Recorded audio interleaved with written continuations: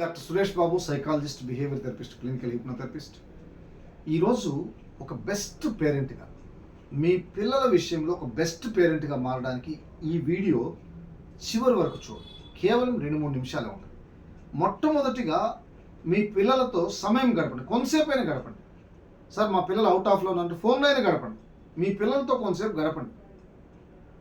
వారితో గడిపినప్పుడు మీ పట్ల ఒక ఆకర్షణ, ఇష్టము, మంచి భావన, ఒక గురుత్వం అనేది వస్తుంది. రెండవది, చక్కగా వినండి.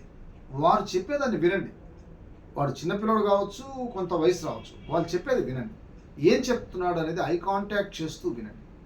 మూడవది, పిల్లలకి మీరు నేర్పాల్సింది సమస్య పరిష్కార శక్తి.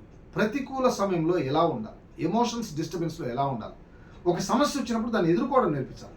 ఉదాహరణకు సైకిల్ మీద నుంచి కింద పడ్డాడు, గెటప్, లెగ్గు, మీరే ఏడ్చి మీరే బాధపడుతుంటే ఓకే, సమస్య వస్తే ఏడవాలని తల్లి నేర్పిస్తుంది.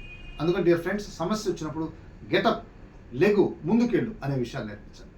నాలుగవది, ప్రేమ ఆప్యాయతలు వాళ్ళకి చూపించాలి. ప్రేమ ఆప్యాయతల ద్వారా వాళ్ళకి క్రమశిక్షణ నేర్పాలి.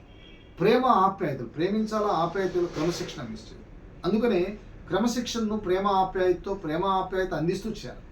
ఇక నెక్స్ట్ వన్ మనం కానీ గమనిస్తే కమ్యూనికేషన్, చక్కగా మాట్లాడడము, ఐ కాంటాక్ట్ చేయడము, ఎంత డిస్టెన్స్లో ఉండి మాట్లాడాలా, ఇవన్నీ నేర్పించాలి.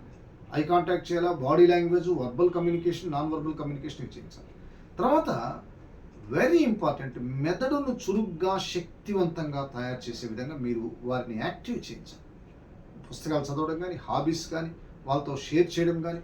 అందుకని ఇటువంటి పాయింట్స్ చేస్తే మీ పిల్లలు శక్తివంతంగా తయారవుతారు. మీరు ఒక బెస్ట్ పేరెంట్గా తయారవుతారు. Thank you. మీ డాక్టర్ సురేష్ బాబు. సబ్స్క్రైబ్ చేసుకోండి. Thank you.